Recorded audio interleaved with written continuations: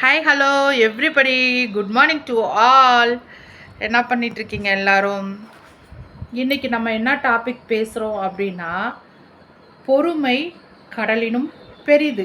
ஓகேங்களா? அது ஒரு தத்துவம் சொல்லுவாங்க. பொறுமை கடலினும் பெரிதுன்னு சொல்லுவாங்க. அது வேணால் அந்த கால ஜென்ரேஷனுக்கு அது ஓகேவாக இருக்கலாம்.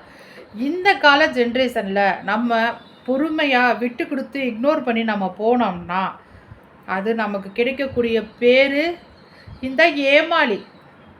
நம்மளுடைய அப்பாவித்தனத்தை வச்சுக்கிட்டு நம்மளைய மிஸ்பிஹேவ் பண்ணிடுவாங்க. புரியுதுங்களா? நம்ம குனிய குனிய குனிய கொட்டிக்கிட்டே இருப்பாங்க. எழுந்து நின்று திரும்ப அடிச்சிங்கன்னா, ஐயோ இவ அடிக்கக்கூடிய கெப்பாசிட்டி இருக்குது அப்படின்னு தலைதறிக்க ஓடிடுங்க. எதுவாக இருந்தாலும் தைரியம். பெண்களுக்கு வாழ்க்கையில் மிக முக்கியமான ஒரு விஷயம் என்னன்னா, தோல்வியை கண்டு துவளக்கூடாது. புரியுதுங்களா? தைரியம்தான் பெண்களுடைய பலம். ஏங்க, பெண்கள் பார்த்து எதை சாதிக்கணும் நம்ம நினச்சாலும் சாதிக்கலாங்க. பெண் சக்தி சக்தி பெண்களுக்கு வலிமை. அதனால் சக்தி வாய்ந்த நம்ம எதை கண்டும் பயப்படக்கூடாது, மனம் கலங்கக்கூடாது. புரியுதுங்களா? தைரியமாக வந்தது வரட்டும். பெண்ணை அவ்வளோதானே, டேக் இட் ஈஸி பாலிசி எடுத்துக்கோங்க. வரது வரட்டும், வராது போகட்டும்னு நம்ம என்றைக்குமே மன தைரியத்தோடு பெண்கள் இருந்தோம்னா பார்க்குற எதிரிகள் நம்மளை பார்த்து பயந்து போவாங்க.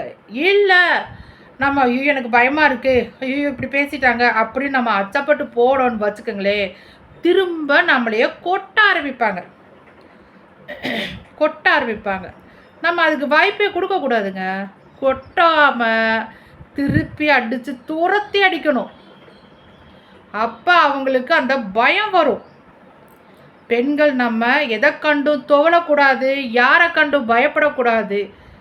ஒன்றுக்கு மட்டும், ஒரே ஒரு விஷயத்துக்கு மட்டும் நம்ம பயப்படலாம். மனசாட்சி. நம்மளுடைய மனசாட்சிக்கு பயப்படணும். அதான் மனசாட்சிக்கு பயப்படுமே தவிர மற்ற எந்த விஷயங்களுக்கும் நம்ம பயப்படவே கூடாது. தைரியமாக இருக்கணும். உண்மையாக இருக்கிற நம்ம ஏன் பயப்படணும்? எதுக்காக பயந்து ஓடணும்? Never it all. ஓகேவா? தைரியமாக தன்னம்பிக்கையோட வாழ்க்கையில் எவ்வளவோ கஷ்டங்கள் வருங்க. நமக்கு மேலே ஒரு கஷ்டம்லாம் நிறைய பேர் இருக்காங்க. இப்போ நான் தான் இவ்வளோ கஷ்டப்படுறேன்னு சொல்லி நான் நினச்சிட்ருப்பேன். என்னையை பொறுத்தளவுக்கு நான் சொல்கிறேன், ஐயோடா இவ்வளோ கஷ்டப்படுறேன் நான் நினச்சேன். ஆனால் எனக்கு கீழே பார்க்குறப்ப எவ்வளோ பேர் என்னையோட ரொம்ப மோசமான கஷ்டப்படுறவங்க. அதாவது இந்த டப்பா சொல்கிற மாதிரி கஷ்டம், சோத்துக்கு அந்த பிச்சை எடுக்கிறதுக்கு நான் சொல்ல வரல. ஐ மீன், நான் சொல்கிற கஷ்டம் மன கஷ்டம். அந்த மன கஷ்டத்தை சொல்லுது. எப்படி டப்பா, என்ன கருமாவோ இந்த வயசில் உன் புருஷனை விட்டுட்ட அப்படின்னு சொல்றியா? சனியனை உன்னை காலையில் பேசக்கூடாதுன்னு நினைக்கிறேன். ஆனால் வேறு டாபிக் பேசுகிறப்பல நீ வந்து சிக்கிக்கிற. ஆனால் உன்னை நீ மன்னிப்பு கேட்க வரை நான் உன்னை விடமாட்டோம். அது வேறு விஷயம். சரியா?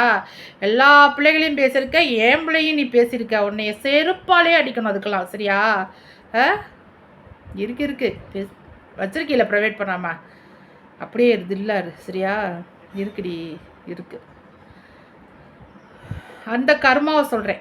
இப்போ எங்கள் வீட்டில் இதான் அது அந்த விஷயத்த சொல்ல வரேன் நான்.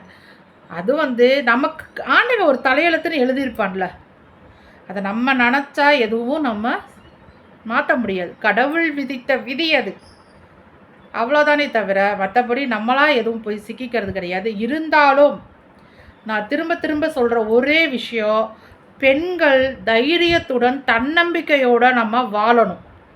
எதுவாக இருந்தாலும் வந்தது வரட்டும், வராது விலகட்டும் சொல்லி போல்டாக இருந்தோம்னா இந்த சமுதாயத்தில் நம்ம வாழ முடியும். இல்லை பயந்து நம்ம நடுங்கினோம்னா இந்த சமுதாயத்தில் நம்ம வாழ முடியாது. அதனால் பெண்களே, உங்களுக்கு தான் நான் அதை சொல்கிறேன், யாராக இருந்தாலும் பயப்படக்கூடாது. ஏன்னா நம்மள்ட்ட உண்மை இருக்குது.